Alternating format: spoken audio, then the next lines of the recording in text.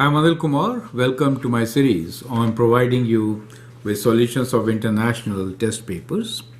Here is question number 3 from Level 3 Advanced Mathematics paper 9MA0. This is 2018 test paper. Let's look into the question. 3A. If m and n are irrational numbers where m is not equal to n, then mn is also irrational.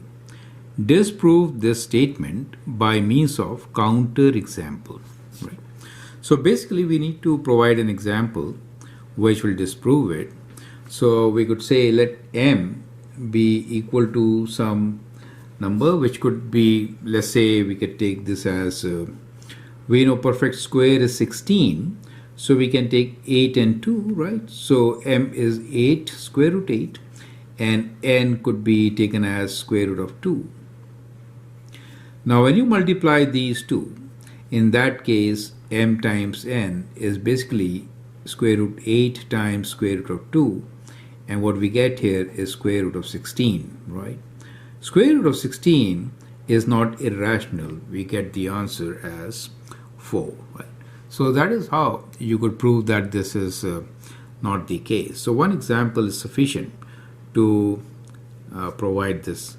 You could also take many other examples, but just ensure that product of m and n is a perfect square, right? So that should help. Part B is sketch the graph of y equals to absolute value of x plus 3. And second part of this is explain why absolute value of x plus 3 is greater than or equal to absolute value of x plus 3 for all real values of x. So let's sketch y equals to absolute value of x plus 3. So this function basically is absolute function translated 3 units up, right? So you could sketch it as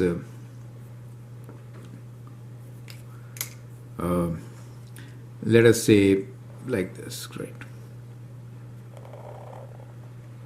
So where this value at 0 will be 3, right?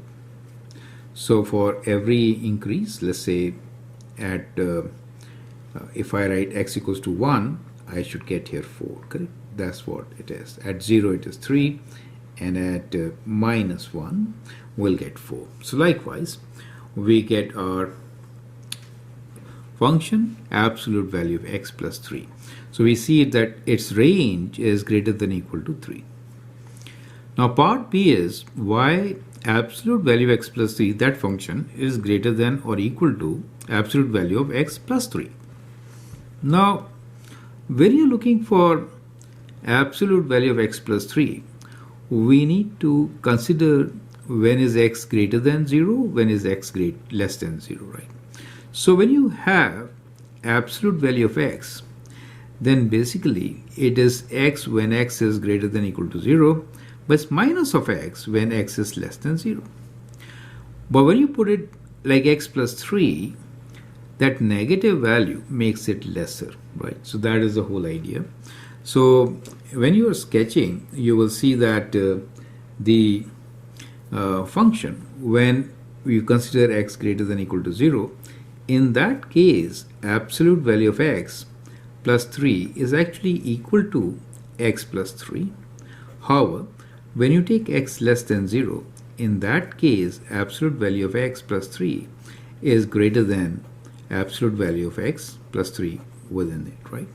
So this is absolute x plus 3, and that is absolute of x plus 3. Perfect, that's the difference.